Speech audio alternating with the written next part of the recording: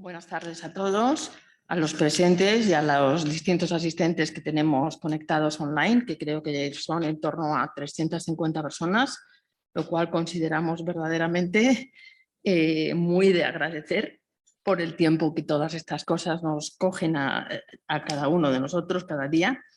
Y esta tarde vamos a plantear un tema de una actualidad tremenda, que es la renuncia a la herencia, tanto sus aspectos civiles como sus aspectos tributarios. Para ello vamos a tener a dos ponentes de excepción. Uno es don Ignacio Solís Villa. Ignacio Solís es notario de Madrid, fue decano del Colegio Notarial de Madrid, es codirector de la Cátedra Extraordinaria Antonio Rodríguez Adrados, es miembro de la Comisión General de Codificación y ha sido profesor de la Universidad Complutense de Derecho Civil durante cerca de 40 años, o puede que más de 40 años. Evidentemente, en su currículum aúna todo lo que es imprescindible para dar una formación de calidad sobre las distintas materias que vamos a tratar. Nuestro otro ponente es Eneco Rufino Bengoechea, que es abogado, socio del despacho Santiago Mediano Abogados y delegado territorial de Madrid y Zona Centro de la Asociación Española de Asesores Fiscales. Este webinar tiene dos objetivos fundamentales. Uno es analizar el problema, la temática de la renuncia a la herencia, y el segundo, que es al que yo me voy a referir brevemente, es presentar un curso de alta especialización en Derecho de Sucesiones que se oferta en la Escuela de Práctica Jurídica en colaboración de la propia escuela junto con la Cátedra Extraordinaria Rodríguez Adrados que dirigimos el profesor Solís y yo. Es un curso largo, es un curso detallado, son 200 horas lectivas con un programa que se ha revisado exhaustivamente y que de lo que se trata es de proporcionar una visión global del derecho de sucesiones. ¿Por qué creemos que esto hoy en día resulta necesario? Muchas veces se piensa que para asesorar, para litigar en derecho de sucesiones, hay que acudir a determinados abogados especialistas y esto no es así. Lamentablemente, el derecho de sucesiones proporciona a través de los procedimientos judiciales que vemos una imagen, me voy a permitir decir, un tanto deplorable. Es decir, es difícil estar al día en derecho de sucesiones. Es difícil estar al día porque es una materia compleja. Es una materia que podríamos decir que funciona como un círculo. Hasta que no tenemos el círculo completo, es muy difícil poder asimilar toda esa variedad de conceptos. La formación que se da hoy en día en los grados en Derecho no está adecuada a lo que luego exige la práctica. Y no está adecuada porque hay que, en algunos planes de estudio, incluso es una asignatura optativa, en otros se va deprisa, deprisa, deprisa, deprisa y no da tiempo a sentar los conceptos que evidentemente son fundamentales. Es difícil encontrar libros, manuales que puedan servir para la práctica del derecho fuera de los que hay hoy puestos al día para superar las asignaturas de los nuevos planes de estudio, que evidentemente son insuficientes para la práctica. Correlativamente vemos que el derecho de sucesiones está de moda. Todo el mundo habla de derecho de sucesiones. Se escribe muchísimo de derecho de sucesiones. Se habla muchísimo de derecho de sucesiones. Ha habido reformas de mucho calado en el Código Civil que no siempre están debidamente estudiadas ni debidamente expuestas. La influencia que ha tenido, por ejemplo, la legislación de jurisdicción voluntaria en la tramitación sucesoria ha sido fundamental. Y aquí nos quedamos un poco entre el terreno del derecho civil y el terreno del derecho procesal. Y es otra materia que tampoco se explica con detenimiento. Lamentablemente, muchos de esos procedimientos judiciales que vemos, muchas de esas sentencias, muchas de esas resoluciones de la Dirección General de los Registros, pero bueno, de la Dirección General de Seguridad Jurídica y Pública, nos dan una idea de la enorme complejidad que hay detrás de todo esto. Les parecerá imposible si les decimos que hay sentencias recientes del Tribunal Supremo y resoluciones que tratan, por ejemplo, sobre el artículo 1006, la transmisión del jus delationis, que parece que es algo que nunca se aplica, sentencias que tratan, por ejemplo, de la prohibición de suceder que le afecta al confesor. Sobre esto ha habido 3 sentencias importantísimas del Tribunal Supremo y del Tribunal Superior de Justicia de Cataluña hace menos de 15 años. Por ejemplo, las diferencias que hay entre la colación y la imputación, que son nociones que van unidas, que son muy difíciles de entender, pero que si no se entienden solo van a provocar problemas. La interpretación adecuada del artículo 831, uno de los que has recibido, una de las más importantes reformas en el 2003. ¿Cómo afecta esto al pago de las legítimas? ¿Cómo no las afecta? Esto también se ha resuelto hace poco por el Tribunal Supremo. ¿Cómo se pueden cumplir las condiciones impuestas en los testamentos que no conoce ni siquiera el heredero porque no sabe de su existencia? Sobre esto también se ha pronunciado el Tribunal Supremo. ¿Qué ocurre cuando dejamos heredero o dejamos legatario a nuestro cónyuge o a nuestra pareja y en el momento de morirnos ni es nuestro cónyuge ni es nuestra pareja? Todo este tipo de cuestiones y muchísimas más, que evidentemente no vamos a pararnos ahora de todas las que podríamos decir, están ocupando el día a día de los tribunales y no siempre con buena fortuna. ¿Para qué sirve estudiar derecho de sucesiones para un abogado? Pues yo lo dividiría fundamentalmente en 3 facetas.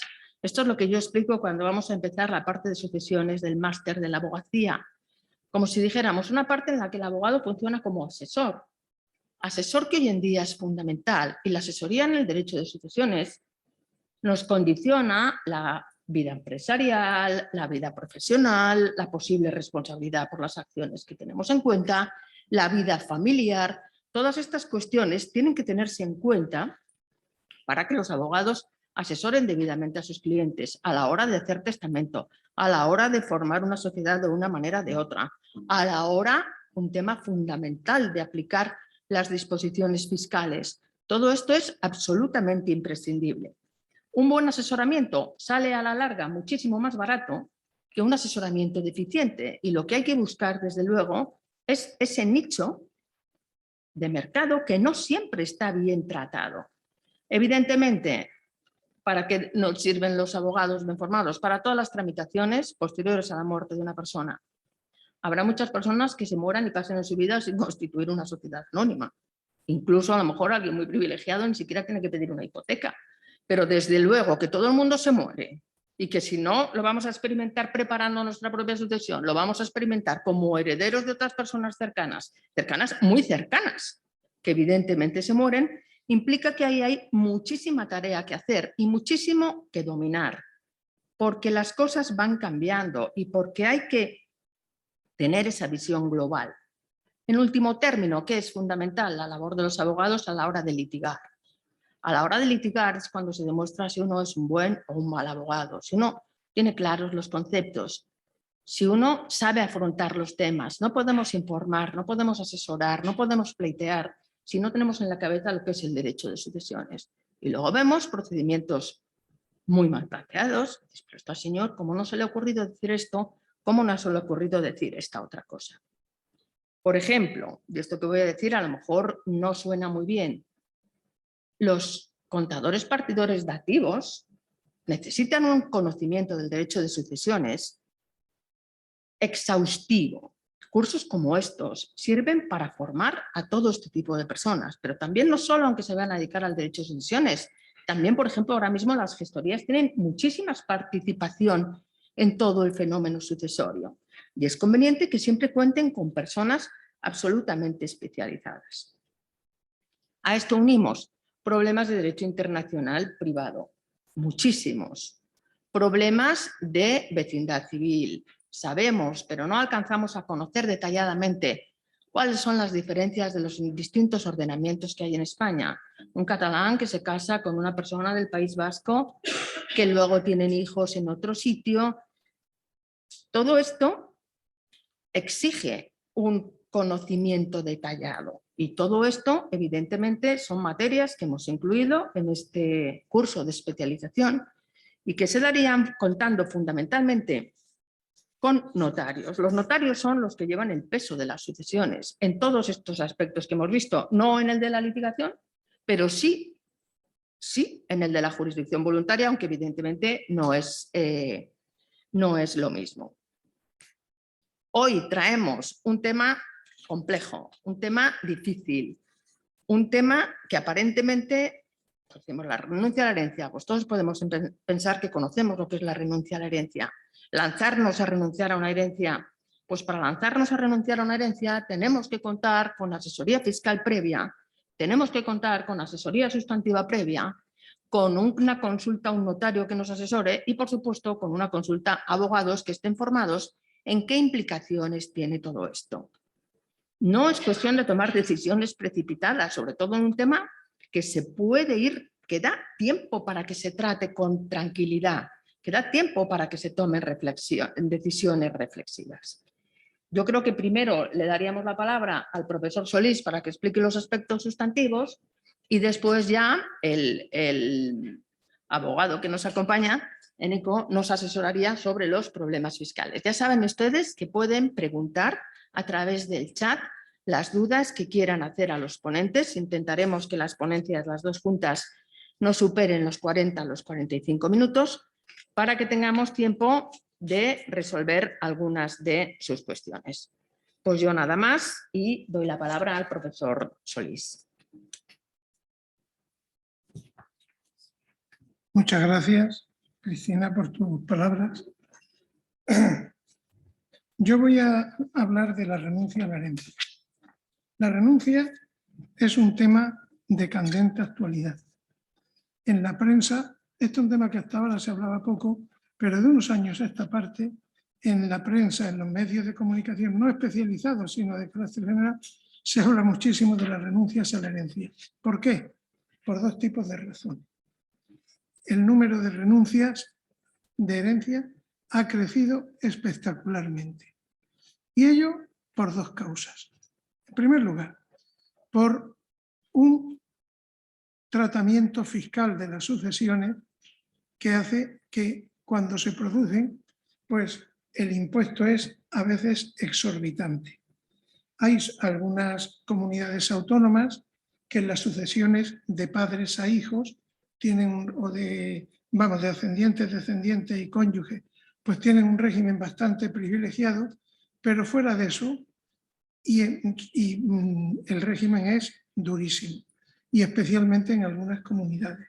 Claro, esto unido a que normalmente en las herencias no suele haber liquidez suficiente para que los herederos puedan hacer frente al impuesto de sucesiones, pues esto les lleva a renunciar. Sin embargo, ya veremos después en la ponencia cómo, incluso desde el punto de vista tributario, hay posibilidades, incluso en estos casos, de fraccionamientos, aplazamientos y tal, que en algunos casos pueden contribuir a que se solucione esta problemática. La segunda causa por la que se producen renuncias de las herencias es por motivos sustantivos, por motivos de la posible responsabilidad por las deudas de la herencia.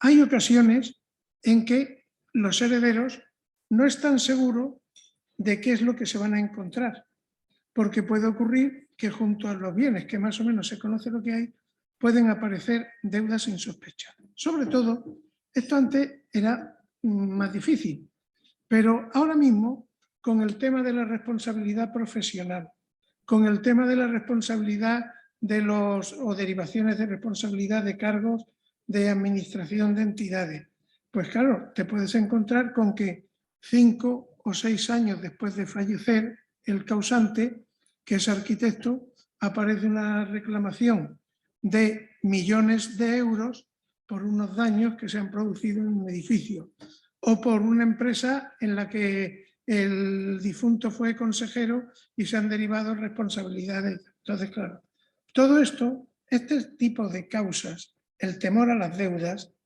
de la herencia, se puede solucionar relativamente fácil acudiendo a una medida poco conocida, poco utilizada, pero que cada vez lo va siendo más usada cada vez más, que es el beneficio de inventario.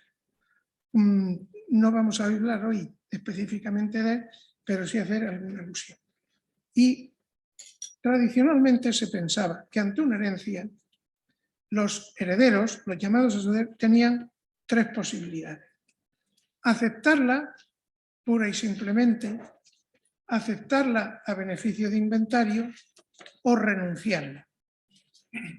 Se decía que cuando la aceptaban pura y simplemente, respondían de las deudas hereditarias, no solo con los bienes heredados, sino también con sus propios bienes, con su patrimonio personal antes de tener. Si aceptaban a beneficio de inventario, respondían de las deudas hereditarias solo con los bienes heredados, y si repudiaban, pues no respondían. Realmente hoy la óptica no es exactamente esta. Después de la reforma del año 15 se ha puesto de manifiesto que en realidad no hay dos tipos de aceptación, aceptación pura y aceptación simple, a beneficio de inventario, sino que hay una aceptación y que el régimen normal de la aceptación es el de que se responde de las deudas hereditarias solo con los bienes heredados, sin perjuicio de que si por no tomar unas precauciones mínimas que señala la ley, pues si no se siguen, entonces sobreviene como una sanción civil la responsabilidad ilimitada con el propio patrimonio, que es lo que antes se llamaba, porque se dice que se pierde el beneficio de inventario. La ley esta, en la reforma del año 15, ya no se habla de aceptación pura y aceptación a beneficio de inventario, sino solo de aceptación y luego la declaración de hacer uso. No vamos a entrar en la problemática del beneficio de inventario, pues esto ya vimos el otro día, pero sí vamos a referirnos a la repudiación. La repudiación en derecho español, claro, cumple un papel que para entender cuál es lo tenemos que poner en relación con el sistema de adquisición de la herencia en derecho, me refiero ahora a derecho común. Luego haremos alguna precisión, es que en general es el seguido por todas las legislaciones especiales también. Se dice que en España se sigue el sistema romano, en virtud del cual la herencia se adquiere mediante el llamamiento que se hace, el llamamiento abstracto que lo hace, o el testamento o la ley, si es sucesión intestada, y que una vez que se ha hecho este llamamiento, el heredero, el llamado, tiene que aceptar. Y la herencia se adquiere mediante la aceptación. Se dice que este es el sistema romano. Bueno, no vamos a entrar en esta discusión porque esto era el sistema romano, pero en parte, porque en Roma había casos en que la herencia se adquiría sin necesidad de aceptación. Es más, había casos en que ni siquiera se podía repudiar. Pero este sistema se llamó sistema romano porque, en general, con los herederos que se llamaban voluntarios, estos sí debían aceptar. El sistema francés, en cambio, pues, y el germánico y el francés, la herencia se adquiere por misterio de la ley, se adquiere. No hace falta aceptar, pero se permite repudiar. En España, ¿cuál es el sistema? No entraremos en disquisiciones doctrinales porque esto tiene que ser fundamentalmente una cosa práctica y se entiende que el sistema español es de adquisición de la herencia, el romano, por aceptación. Pero cabe también repudiar. Y si se repudia, no se entiende que no se ha tenido nunca. Tanto la aceptación como la repudiación, lo vamos a ver después, tienen eficacia retroactiva. Pero importa señalar una cosa, y es que esta repudiación, luego veremos los efectos, ¿en qué consiste? Es una declaración de voluntad. Y esto es importante. Lo mismo que para la aceptación se admite que se puede hacer tanto por una declaración de voluntad como por hechos concluyentes que denotan la voluntad de aceptar. Es decir, si yo, por ejemplo, que sé las claves de la tarjeta del difunto, tomo la tarjeta, me voy al cajero, meto las claves y saco dinero, yo estoy realizando un acto que solo tengo derecho a hacer si soy heredero. Y esto se llama una aceptación tácita, aunque no haya hecho ningún tipo de declaración. Pues bien, para la aceptación se admite la expresa, una declaración de voluntad, que tiene sus causas, y la tácita, por hechos concluyentes. En cambio, para la repudiación, el derecho actual separándose en esto de algunos precedentes de las partidas de derecho histórico, establece que la repudiación de la herencia siempre tiene que hacerse mediante una declaración de voluntad. Y es una declaración de voluntad expresa. Y es una declaración que vamos a ver qué caracteres reviste. Primero, en mi opinión, es una declaración formal. ¿Formal qué quiere decir? Que no se puede hacer en cualquier forma que valga. Lo mismo que en materia de contratos. Cualquier declaración de voluntad, cualquiera que sea la forma en que se haga, oral, por escrito, ante notario, vale y produce plenos efectos. En la repudiación de la herencia, el Código establece que la repudiación pues se tiene que hacer. Aquí hay una expresión ante notario en instrumento público. Es decir, se ha suprimido desde el año 2015 la posibilidad que antes existía de hacer la repudiación ante la autoridad judicial. Ante la autoridad judicial se entendía que era dentro de los procedimientos especiales del juicio de testamentaría y del juicio ab intestate. Hoy esto ha desaparecido.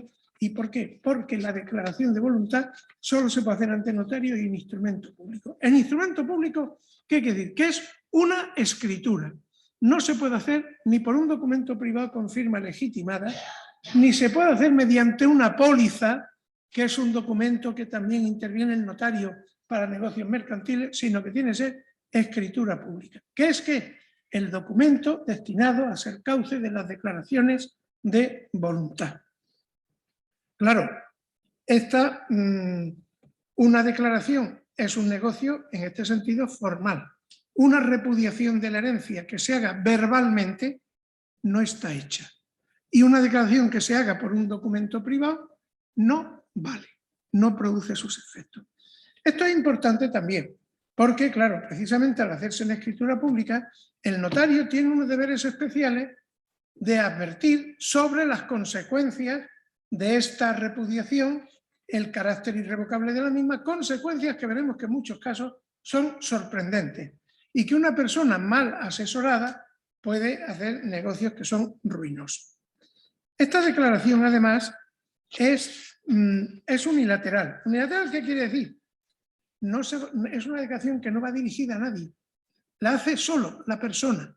Hombre, normalmente luego la pondrá en conocimiento de sus coherederos para que se sepa quién va a recibir estos bienes por su renuncia y tal, pero no es una declaración que vaya dirigida a otra parte, no es como la aceptación de un contrato, de una oferta de contrato, en el cual si a mí me hacen una oferta, yo mi aceptación la tengo que dirigir al oferente.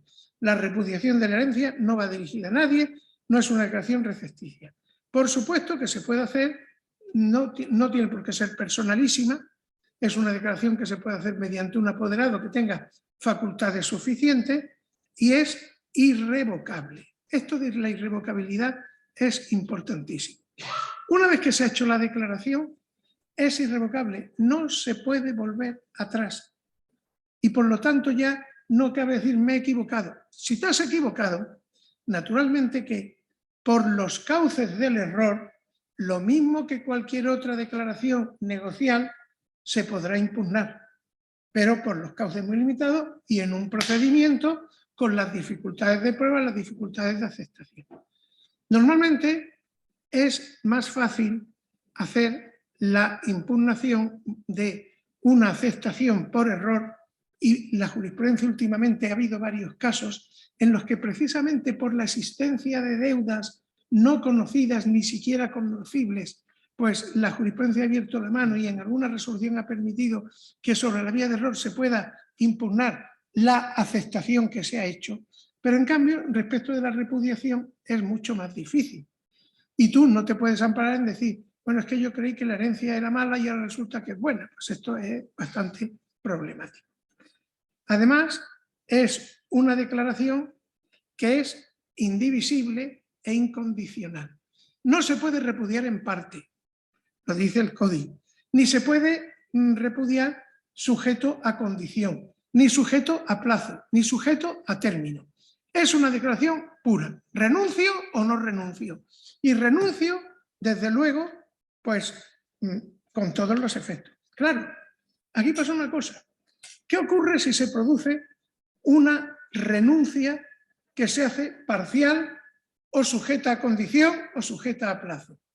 Pues en mi opinión habría que aplicar el régimen general del artículo 1116 del Código Civil. Porque aunque la repudiación se refiera a un negocio, a un asunto de sucesión, mortis causa, pero no se le aplica a esa declaración el régimen de las disposiciones mortis causa, el que se aplica a los testamentos. En un testamento, si yo hago una institución y la sujeto a una condición que es, pues, ilegal o imposible, pues eso, la condición se tiene por no puesta y la disposición vale. En cambio, en un negocio inter-vivos, si yo sujeto algo a una condición imposible, ilícita y tal, es como si yo no hubiese hecho la declaración. La declaración es ineficaz. Por lo tanto, una renuncia de herencia, aunque sea un negocio que se refiere a la sucesión, el tratamiento, si es condicional o condición ilícita, imposible o en parte o sujeta a término, no es el de se tiene por no puesta, sino que no ha renunciado y por lo tanto todavía eres libre de aceptar o de hacer una renuncia en condiciones sin ese tipo de limitación. Y luego también la renuncia de la herencia, esto es importante, tiene efectos retroactivos. ¿Efectos retroactivos qué quiere decir?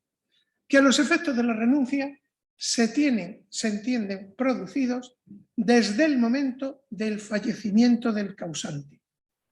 No es que a partir del momento de la renuncia, hay quien ha apuntado que la renuncia no tiene efectos retroactivos porque solo produce efecto a partir de la renuncia. Yo creo que esto es inconcebible, lo dice el Código expresamente, pero es que además, como esta renuncia, admitir que no tenga efectos retroactivos, llevaría unas consecuencias que son imposibles, porque resultaría, por ejemplo, que la capacidad y la existencia del que venga después como consecuencia de esa renuncia, habría que referirla no al momento de la muerte del causante, sino al momento en que se produce la renuncia, lo cual es inconcebible. Esta renuncia así no puede ser. Y, por lo tanto, hay que entender que los efectos se producen retroactivamente. Y ojo, esto es importantísimo, porque como consecuencia de la renuncia ya veremos lo que pueden pasar muchas cosas. Y lo primero que tenemos que distinguir, bueno, también vamos a ver brevísimamente lo del plazo y luego vamos a ver algo de los efectos. En lo del plazo tenemos dos preceptos que son importantes. Uno es el artículo 1005. El artículo 1005, claro, pues nos dice, ¿qué pasa? Hay situaciones en que una persona lo han nombrado heredero, ni acepta, ni repudia, está pasivo, no hace nada.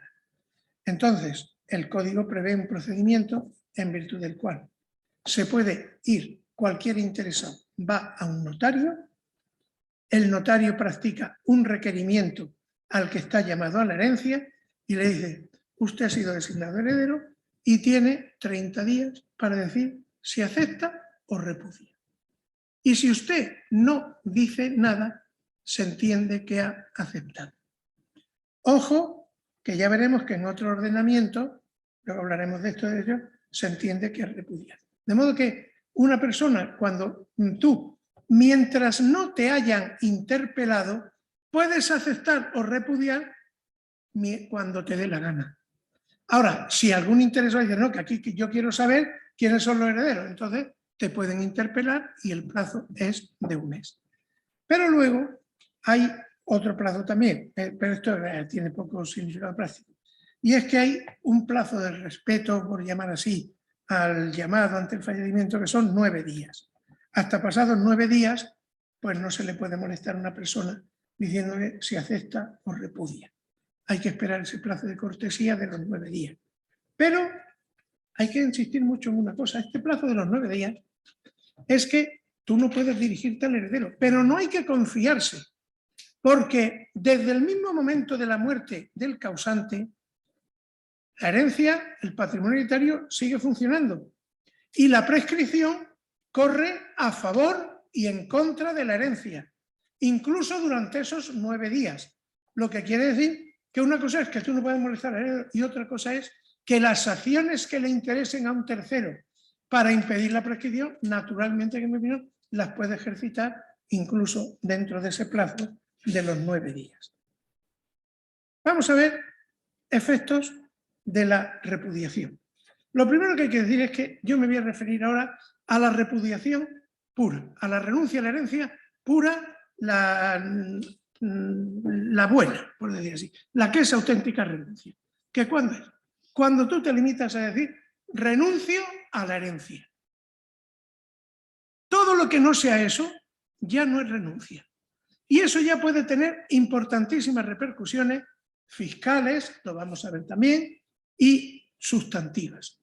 Yo, por ejemplo, puedo decir, renuncio por precio. Tú no has renunciado. Si tú has renunciado por precio, tú has aceptado la herencia. Y luego has vendido tus derechos hereditarios a la persona que te ha pagado el precio. Tú puedes decir también, renuncio a favor de mi madre. Pues tú no has renunciado. Tú has aceptado y le has donado eso a tu madre, con lo cual tiene unas repercusiones fiscales terribles. Es decir, si tú quieres renunciar, lo que tienes que hacer es limitarte a decir, renuncio, y no te pongas a decir a quién van los bienes. La única renuncia es aquella que se hace sin precio y a favor de quién. Lo mejor es no decir a favor de nadie, para que vaya a favor de quién, de quien diga la ley. ¿Y la ley quién va a decir que va? Pues dependerá. Si yo, por ejemplo, renuncio a la herencia y a mí me han llamado heredero junto a 2 personas más que son coherederos, si yo renuncio, pues en principio dependerá. Si me han puesto un sustituto vulgar, pues irá a mi sustituto vulgar. Si no tengo sustituto vulgar, pues irá a mis coherederos por derecho de acrecer. Si no tengo ni uno ni lo otro y tal, irá a mis herederos intestados. Pero eso muchas veces es difícil de saber.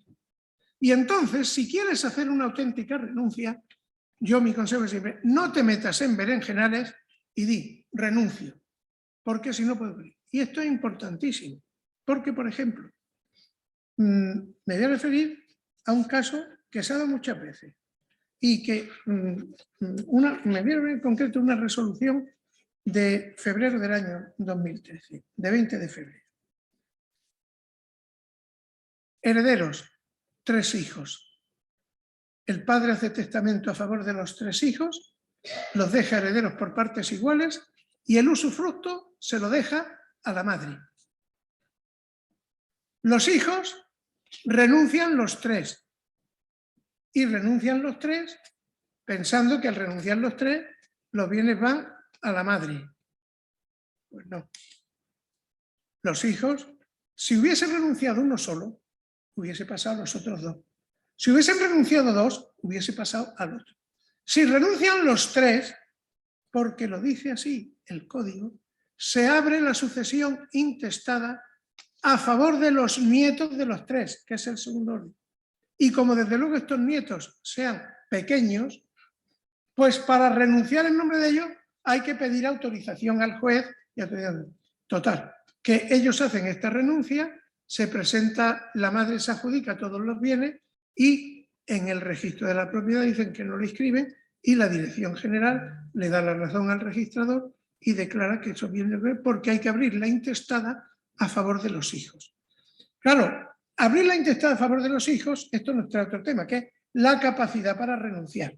Lo mismo que para aceptar la capacidad, pues es bastante fácil. Para renunciar son requisitos, por ejemplo, los padres por el 166, el tutor por el 287 y el curador representativo de la persona con discapacidad tienen que pedir autorización judicial para renunciar a la herencia.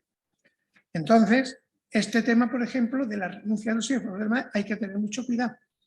Ojo, esto no ocurre así en Cataluña, porque en Cataluña tienen un precepto especial en virtud del cual, pero esto es un precepto que se ha introducido hace muy poco, con el Código de Sucesiones catalán, en virtud del cual cuando todos los hijos renuncian, no pasa a los nietos, sino que pasa directamente a la madre como la siguiente.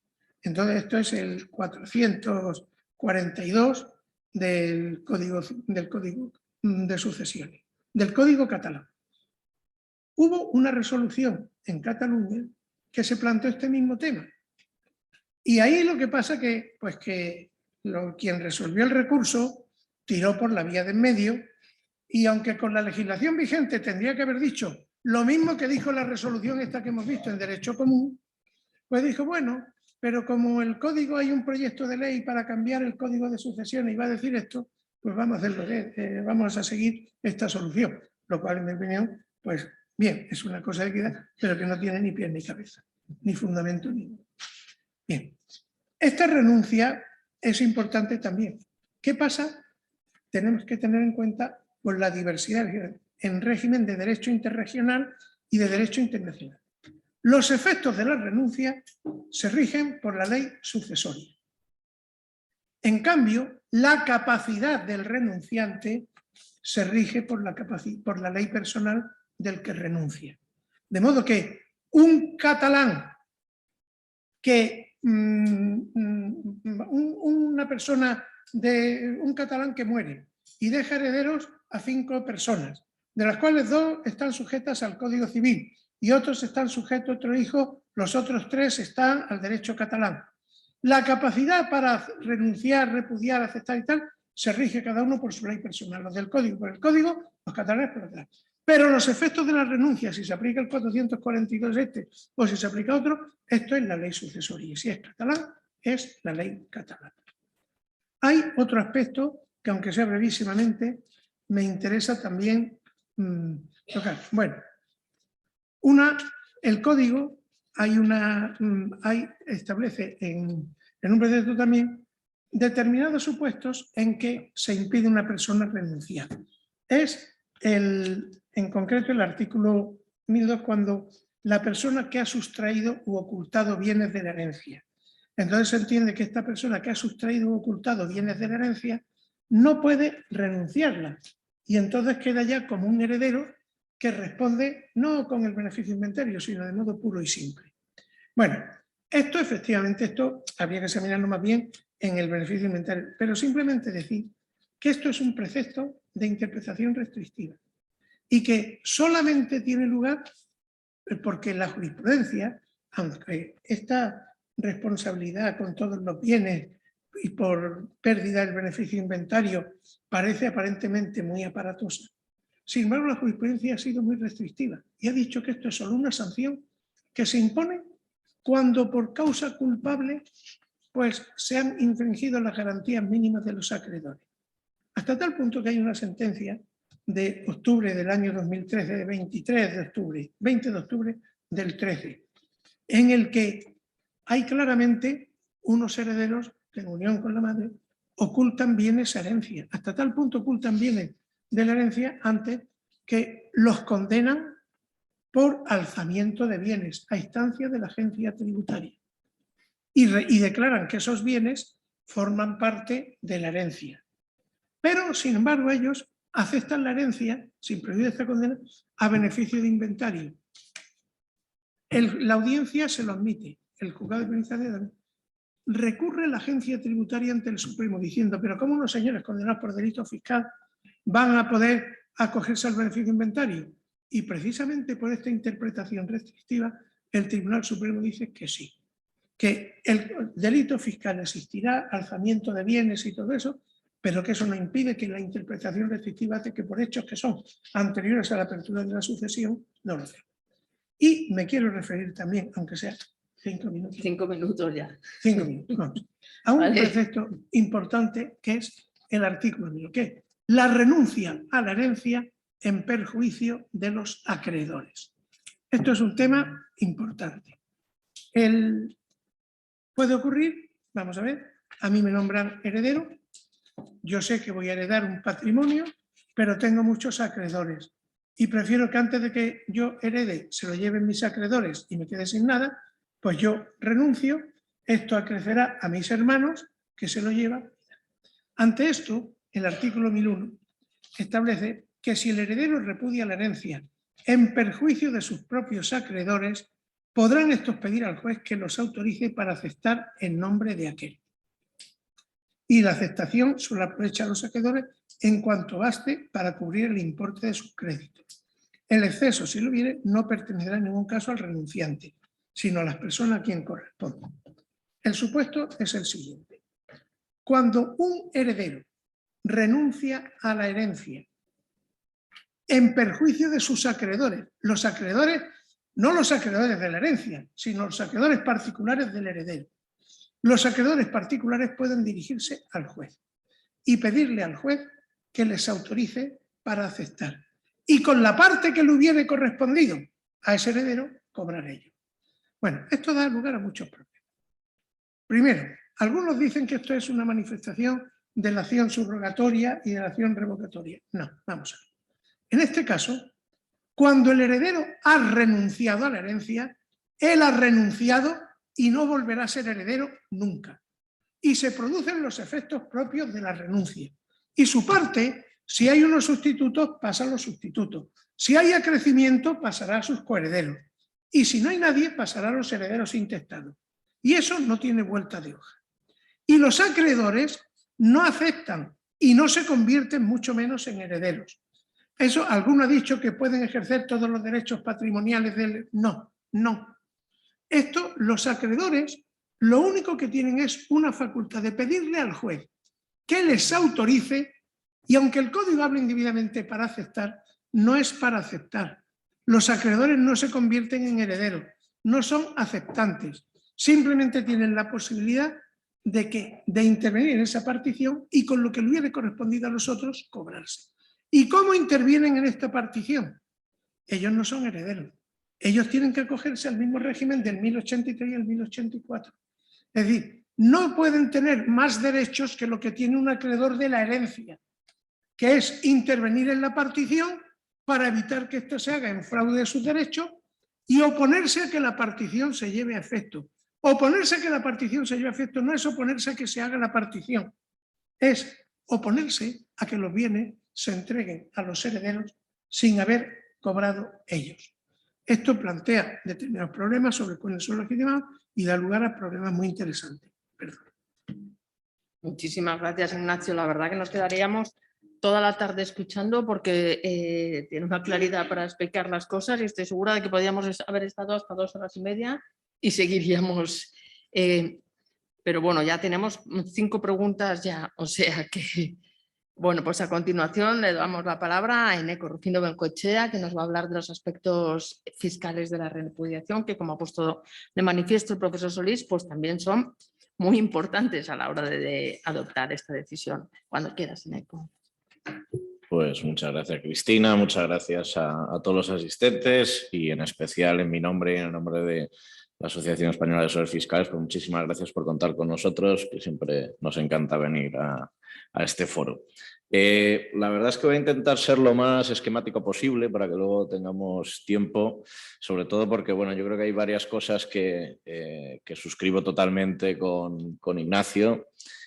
Sobre efectivamente la renuncia a las herencias, pues cada vez está más en boga. Yo creo que la semana pasada creo que fue titular de uno de los principales medios de comunicación de prensa económica, precisamente cómo habían crecido en los últimos años. Las razones son las que ha comentado Ignacio, o sea, básicamente pues, los problemas con las deudas que vienen asociadas con las herencias y luego, lógicamente, pues, los problemas con los que nos encontramos con las cuestiones fiscales. O sea, porque sí que es verdad que no hay que perder de vista que, a pesar de que en la Comunidad de Madrid, en determinados tipos de supuestos de herencia, pues digamos que no estamos tan preocupados, pues sí que es verdad que si estamos fuera de los supuestos de ascendientes y descendientes, pues sin ir más lejos, tíos, sobrinos, pues hemos visto recientemente pues, bueno, casos bastante relevantes, ¿no? De cómo ha afectado incluso a la propia posición o a la propia empresa de la que uno heredaba, ¿no?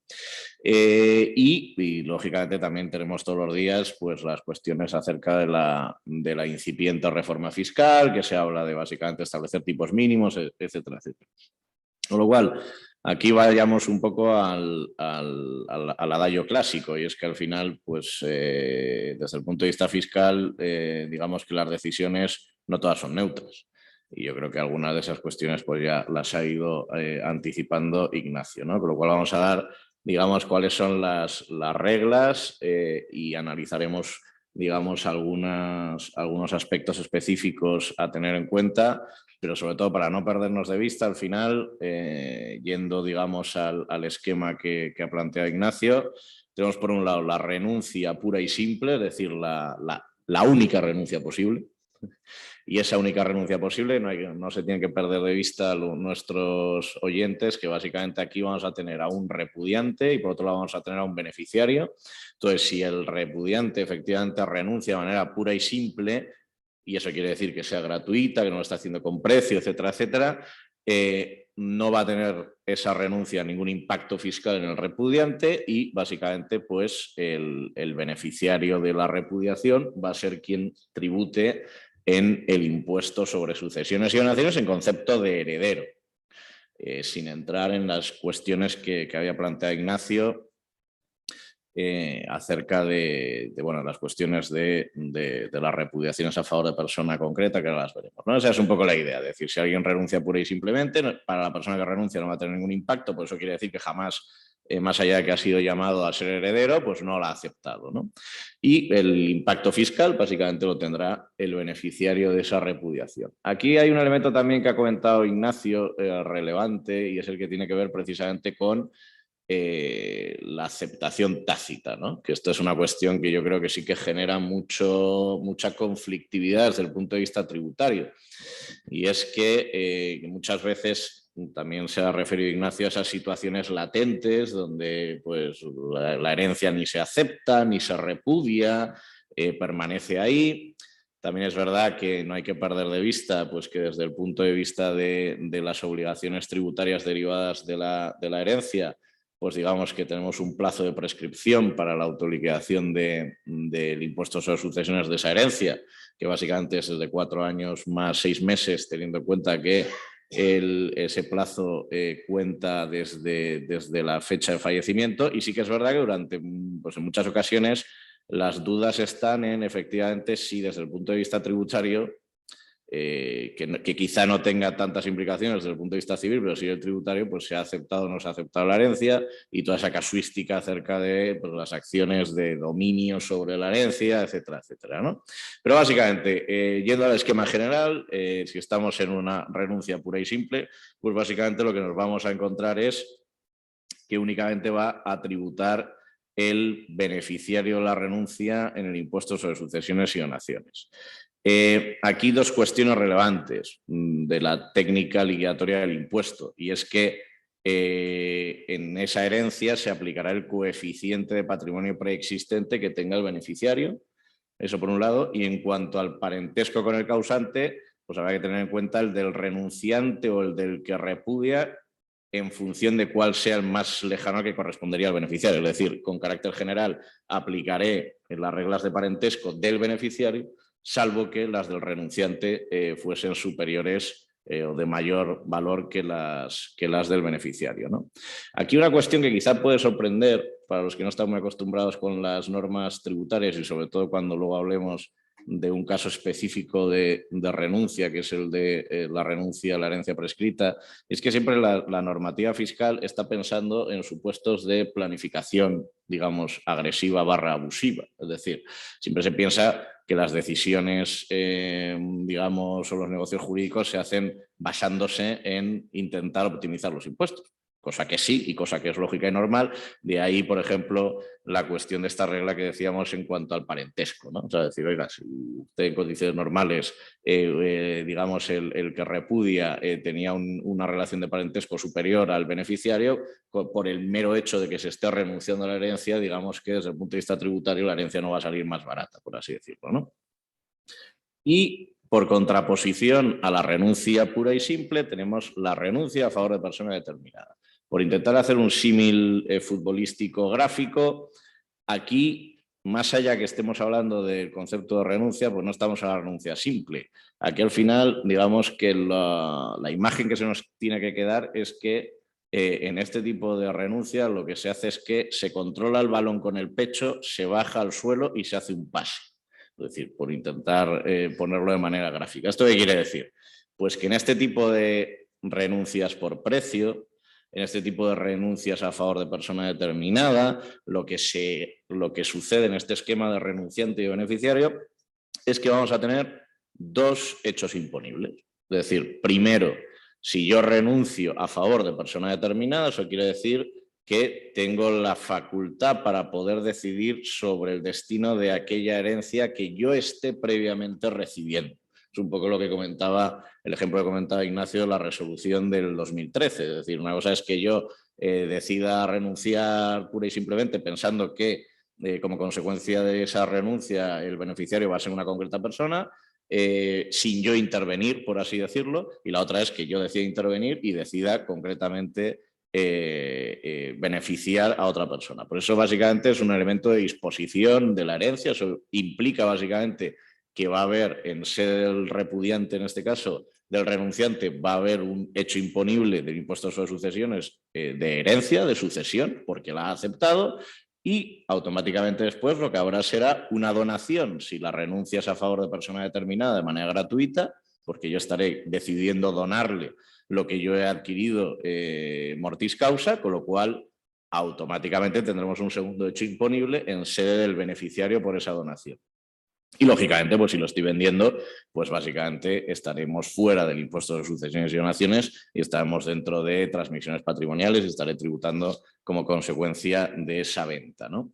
También un elemento que ya había apuntado Ignacio y que también está resuelto por la doctrina administrativa en el sentido de que lógicamente no cabe hacer renuncias parciales, es decir, desde el punto de vista fiscal, pues eso, como está prohibido hacerlo desde el punto de vista civil, pues la única solución es la única posible. Es decir, nuevamente eso quiere decir que el renunciante ha aceptado previamente la herencia y que lo que está haciendo es donar parte de los bienes de la herencia, no la totalidad, lo está donando al beneficiario, ¿no?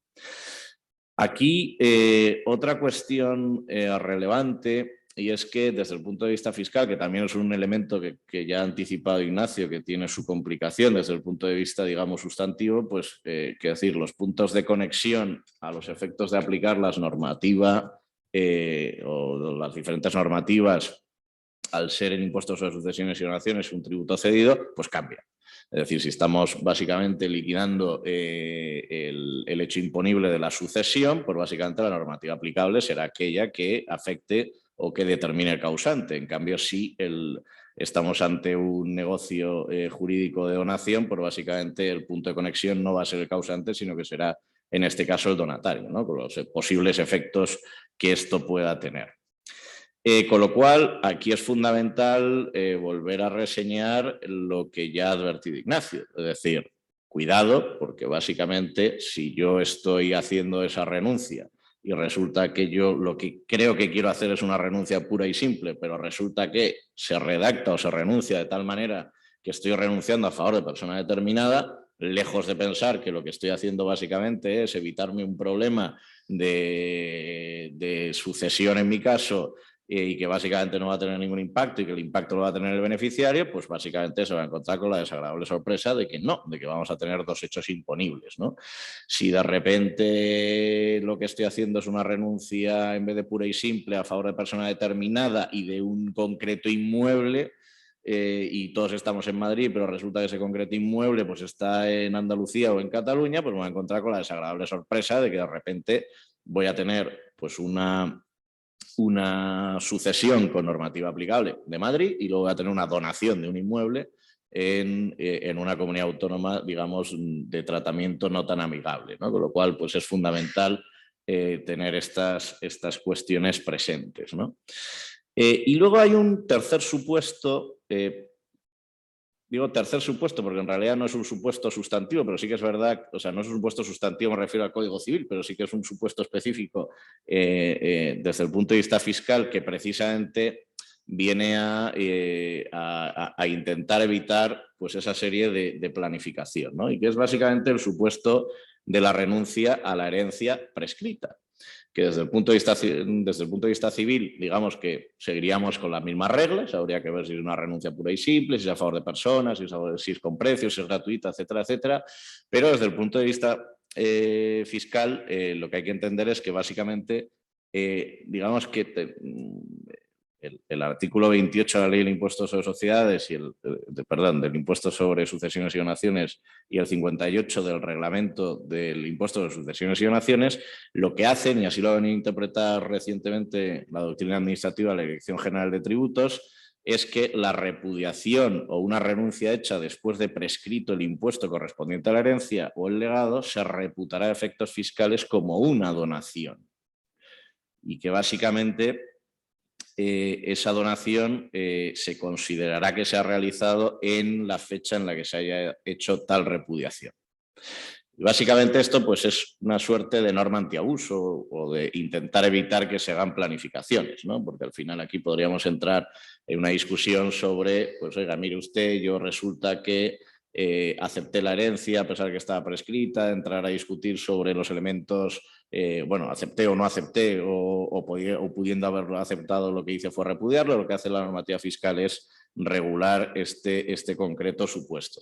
Y aquí se dan unos efectos pues un tanto distorsionadores, como sucede en cualquier norma antiabusos desde el punto de vista fiscal, porque básicamente sí que es verdad que, digamos que se le da efectos de donaciones desde la fecha de la repudiación y desde el punto de vista de los impuestos que podrían llegar a afectar, que son el IRPF, el impuesto sobre el patrimonio, por la doctrina administrativa se dice que, digamos, esa fictio iuris que existe en el impuesto sobre sucesiones y donaciones no hay que llevársela al mundo de IRPF y del impuesto sobre el patrimonio, ¿verdad? Y por intentar ir... Estas son las cuestiones más relevantes, las reglas generales, ¿verdad? Luego hay un supuesto específico que yo creo que sí que es de interés y que tiene que ver con posible planificación, ¿no? Y es que muchas veces, antes que estar buscando los efectos de estas repudiaciones y renuncias con herencias prescritas, pues básicamente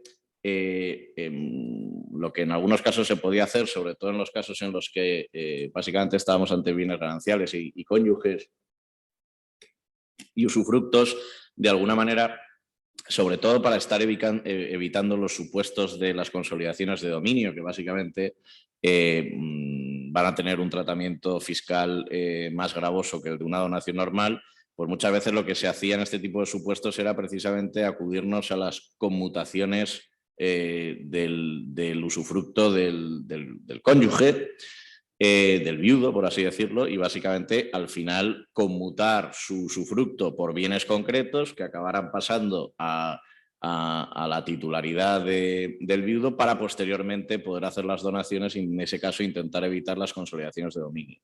Ahí básicamente, sin más advertir, la reciente jurisprudencia del Tribunal Supremo que considera que en aquellas herencias testadas en las que el testador no permite que se produzca esta conmutación, pues básicamente el Tribunal Supremo lo que ha dicho es que lo que estamos ahí es ante aceptaciones de herencia y posteriores permutas con un impacto fiscal bastante relevante, ¿no? Con lo cual, pues eso es una cuestión también que hay que tener en cuenta y curiosamente en los supuestos de las intestadas, digamos que no tendría este tratamiento, ¿no? Y para cerrar con un elemento que yo creo que sí que, bueno, que de hecho tenía apuntado y no lo habíamos hablado, pero que sí que es también curioso desde el punto de vista fiscal, es el que tiene que ver con la renuncia en fraude de acreedores y la rescisión judicial a la que Ignacio ha hecho referencia, ¿no?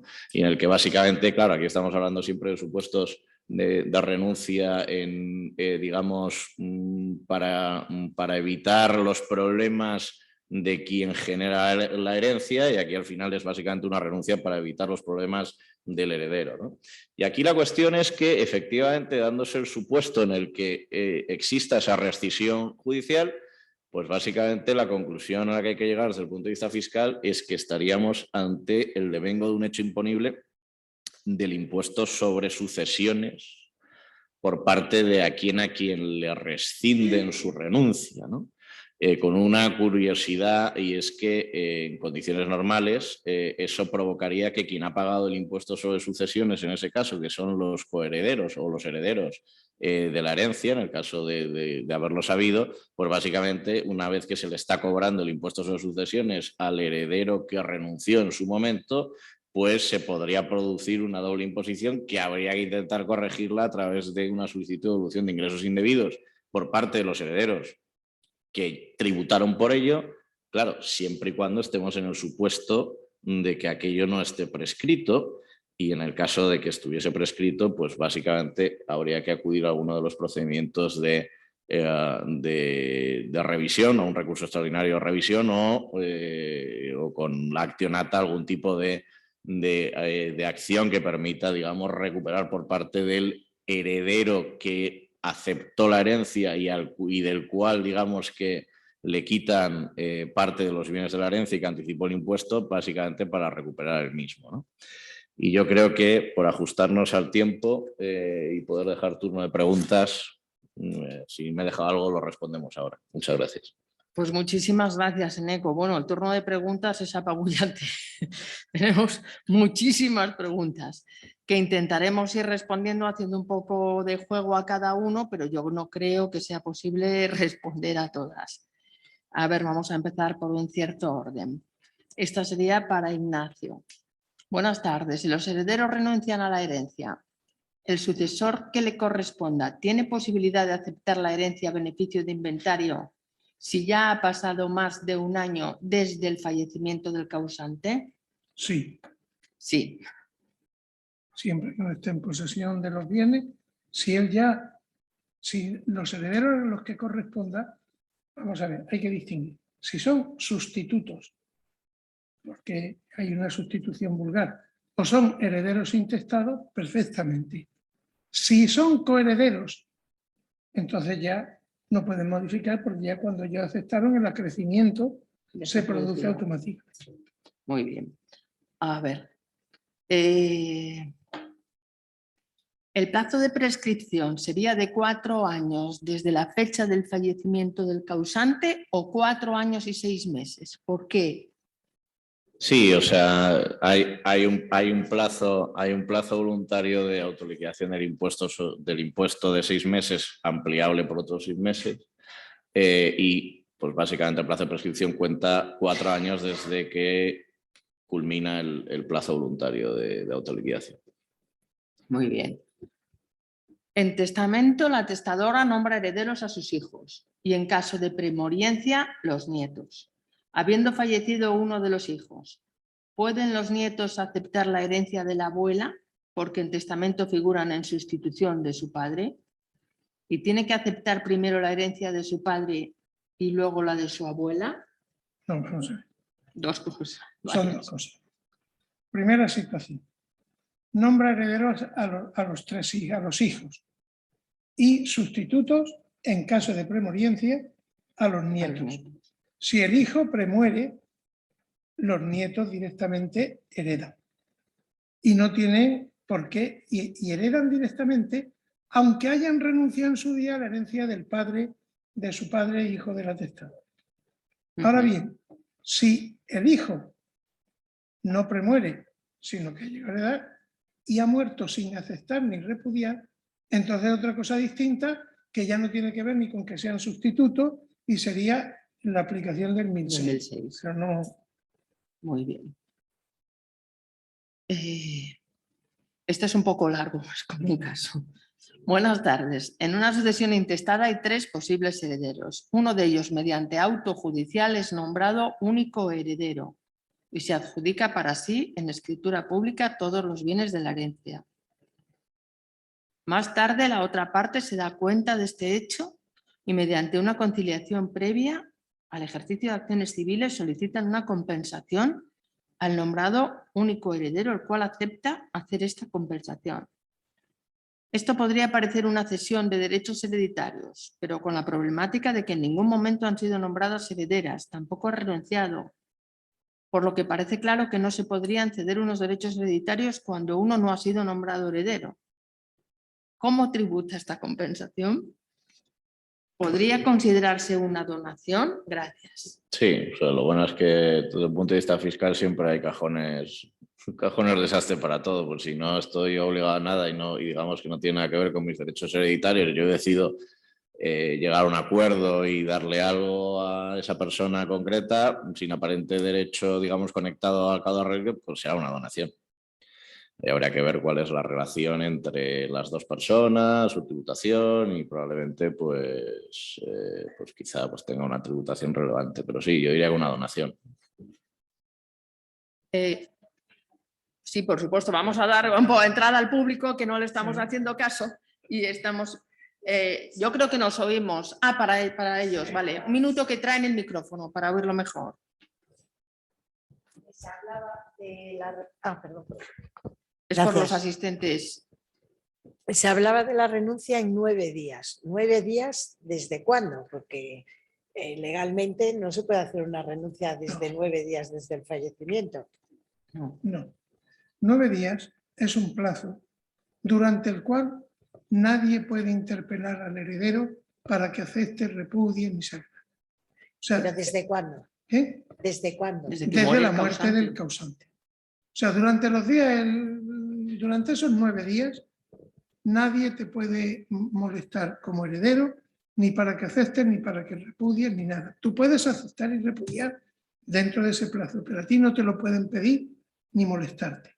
Ahora, eso no quiere decir que durante esos 9 días no se pueda consumar una usucapión a favor o en contra de la herencia. De modo que te suele, si tú eres heredero y sabes que va a haber un bien de la herencia que va a prescribir un crédito y tal, durante esos 9 días tienes que, como medida de conservación que no implica aceptación, reclamar. Y si tú eres acreedor de esa herencia, sintiéndolo mucho, tendrás que reclamar porque la prescripción corre a favor o en contra. Sí. 9 días no se sabe si es heredero o no. Bueno, hay herederos para todo, y herederos intestados para todo. Y eso se da uno cuenta cuando ve los procedimientos judiciales. ¿A alguien le parece impensable que en 9 días alguien le inste a otro para que decida si acepta o repudia? Pero que todo puede pasar en el derecho de sucesiones. Sí. Todo. Lo más absurdo, lo más inhumano, lo más cruel, todo pasa en el derecho de sucesiones. Pasamos otra pregunta al público y luego volvemos al... Muy bien. Muchas gracias. Mi pregunta es, ¿veis absolutamente compatible el cobro de un seguro y de un plan de pensiones, si pone beneficiaria y no heredera, con la renuncia de la herencia, sin que tengamos problemas ni con Hacienda ni con nada más? Con Hacienda sí. Porque Hacienda, el seguro tributa, ahora se lo explicas tú, con unas pequeñas bonificaciones, pero civilmente tú puedes renunciar a la herencia y el seguro lo cobras. Vale. Bueno, y el seguro va a subir que es una liquidación por otra vía, no es la de sucesiones, pero con toda tranquilidad, ¿verdad? En estos momentos. Genial. Y con el plan de pensiones, bueno, creo que hay planes de pensiones que pone herederos y beneficiarios. Si pones beneficiarios, para mí entra en el saco que tributa por renta, ya sabemos, y no por sucesiones, pero si pusiera heredero ya le hemos liado, entonces ya ese no. Vamos a ver, el plan de pensiones, lo primero que hay que ver si es un auténtico plan de pensiones o es uno de estos fraudes que le llaman planes de pensiones y no son planes de pensiones, porque la normativa fiscal es totalmente distinta. El plan de pensiones auténtico, en mi opinión, pero vamos a ver, si tú en vida no lo has percibido, no se lo va a quedar la compañía, lo percibirán los herederos como herederos, pero los herederos están gravados con el mismo gravamen que tendrías tú si no lo has cobrado fraccionadamente. Sí, es un rendimiento del trabajo. Yo no estoy de acuerdo. Con Yo los creo problemas. que van, mi pregunta es si es, no, vamos, con todos mis respetos y con mucha prudencia. Me refiero, su liquidación va por renta, porque va por renta. Mi pregunta es si yo puedo, que lo que me interesaría es renunciar o sea, la renuncia a la herencia, porque no hay seguridad si tiene una sociedad en las deudas de que tiene la sociedad y por muchas otras contingencias, y tranquilamente cobrar el plan de pensiones tributando por renta. Pues si por el mero hecho de decir renuncio a la herencia, hemos quedado que el seguro no hay problema, pero el plan de pensiones incitaría a que ese plan de pensiones encaja dentro de la renuncia a la herencia. No, yo creo que lo puedes cobrar el plan de pensiones. Ojo, y una cosa y aviso, creo que hay planes de pensiones, porque como bien dices tú, a veces cada uno es de su padre y de su madre, hay que mirar si en el formato cuando lo hizo puso se lo dejo a mi heredera o lo dejo como beneficiario a quien sea, a mi amante o a quien me dé la gana. Entonces creo que hay que tener cuidado. Si pone heredero, cuidado, sería compatible con el tema de la renuncia. Yo creo que si pone herederos, sigue siendo un beneficiario. Lo que pasa es que en vez de que se lo quede la compañía, designa beneficiario las personas que serían sus herederos. Eso me gusta, que me gusta. Pero aunque ponga la expresión poner herederos, sí, es simplemente designar un beneficiario per relazione a la persona que designe ser heredero. Pero no es heredero, sigue siendo beneficiario. Vale. En mi opinión. Pero creo que al renunciar a la herencia, expresamente a la herencia, pues ya deja fuera la liquidación por poner heredero. No sé, bueno, podría ser discutible, vale. Sí, vale, me gusta. Discutible con la banca. Para el caso de que solo aceptes el seguro. Yo creo que no. No, porque básicamente al final es un hecho imponible distinto. El problema es que los seguros, pues básicamente es como el tercer hecho imponible de impuestos de sucesiones y donaciones, pero básicamente digamos que excede del tema de precisamente ser herencia, sucesión y el tema de las renuncias. Sí. Es que además es una manera clarísima de beneficiar a los cónyuges viudos, pero clarísima. O a alguien. Bueno, y pasa también, ¿eh? También aparecen muchas veces cuando se ven. Sí, sí. Y yo creo que ahora también, ¿no? De vez en cuando aparece una beneficiaria normalmente de un seguro de vida que no sabíamos quién era. Sí. Sí. Y aparecen por ahí. Vamos a ver, yo creo que nos toca, bueno, una más para cada uno, yo creo que ya está, ¿no? A ver, Ignacio. Esta es muy interesante. Si renuncian todos los herederos a beneficio de inventario -1. Si renuncian. No, será si aceptan todos los herederos a beneficio de inventario -1. El que no lo hace se queda todas las deudas. ¿El resto de qué deudas responden? En mi opinión, con la recta interpretación de lo que es el beneficio de inventario, si un heredero ha cumplido los trámites del inventario, que es hacer un inventario en correcto y tal, eso beneficia a todos. Porque ¿cuál es la duda? La duda es que antes el código hablaba aceptación a beneficio de inventario y se entendía que era una declaración de voluntad de aceptar el beneficio de inventario, lo cual era una incorrección porque no hay dos aceptaciones, hay una sola aceptación.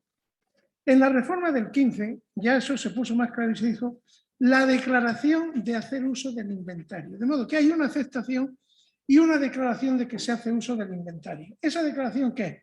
Una inutilidad. Esa declaración no tiene ningún sentido, porque no va dirigida a nadie, no se deja constancia en ningún sitio. Eso solamente tenía algún sentido como precedente en las leyes de Toro, cuando aceptaba la mujer que no tenía licencia del marido y entonces solamente podía hacerlo con la protesta de hacer beneficio de inventario.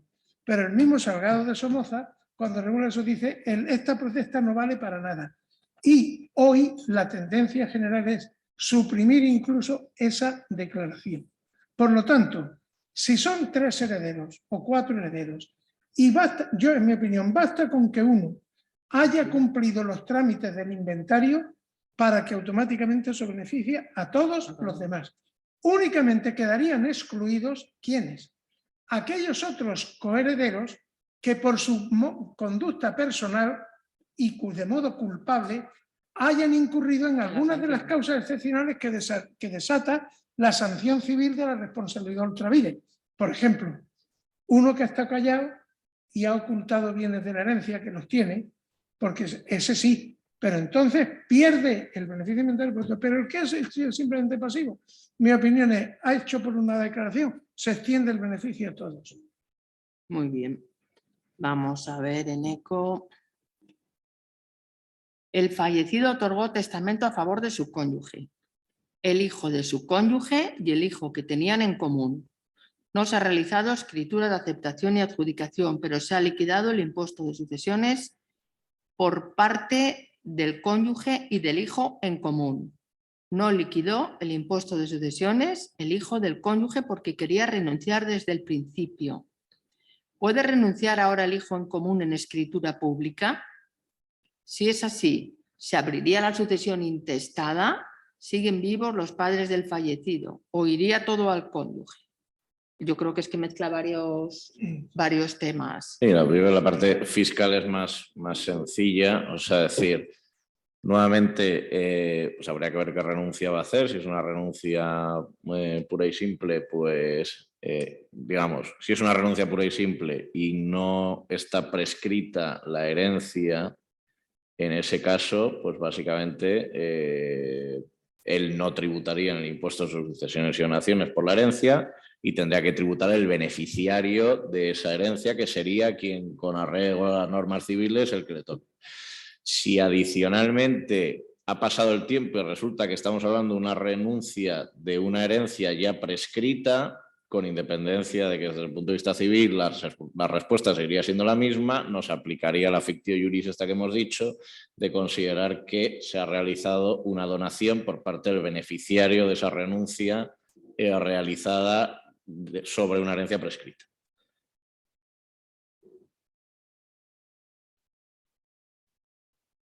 Y lo otro, sí habría que ver el contenido del testamento, ¿no? Los términos del testamento, cómo se ha establecido. Si en última instancia no hubiera a quién ir, pues evidentemente habría que acudir a la intestada. Pero habría que ver cómo se ha establecido todo eso. De entrada, el hijo en común, pues por defecto heredería por lo menos la parte de legítima heredera. A ver, ¿alguna más o...?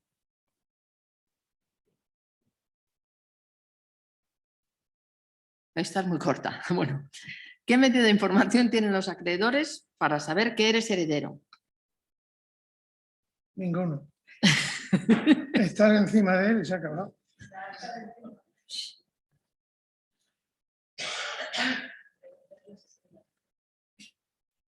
A ver, aquí hay una que no. Es que hay un montón, a ver.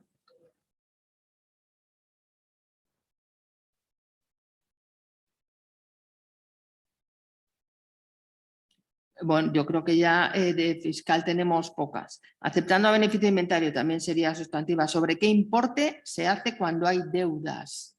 Será el impuesto. Aceptando a beneficio de inventario, ¿sobre qué importe se hace cuando hay deudas?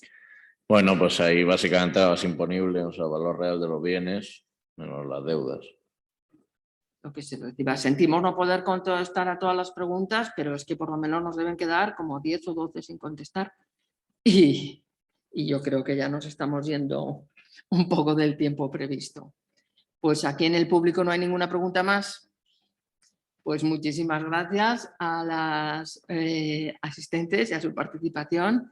Y por supuesto, muchísimas gracias a todos ustedes por haber estado asistiendo a este webinar, por sus preguntas y por supuesto a los ponentes y a la Escuela de Práctica Jurídica por acogernos a todos.